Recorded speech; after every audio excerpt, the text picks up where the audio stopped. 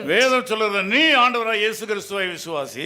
The Bible says you have have a faith on God. அப்பொழுது நீ உன் வீட்டாரும் ரட்சிக்கப்படுவார்கள். Then your family and the people in your family will be saved. நீ உண்மையா இருந்தால் உன் மனைவி ரட்சிக்கப்படுவார்கள். If you are true, your wives will be saved. நீ பொறுமையா இருக்க வேண்டும். You have to be very patient. வாழ்க்கையில் வருகிற எல்லாவற்றையும் பொறுத்து நீ இருக்கும்போது ஒரு நாள் உன் மனைவி ரட்சிக்கப்படுவார்கள். When you endure all things in your life, one day your wife will be saved. உன் கணவர் ரட்சிக்கப்படுவார்கள். Your husband will be saved. பொறுமை தேவை. You need patience. ஊழியம் என்பது பொறுமை. Ministry is all about patience. ஊழியம் என்பது நிதானம்.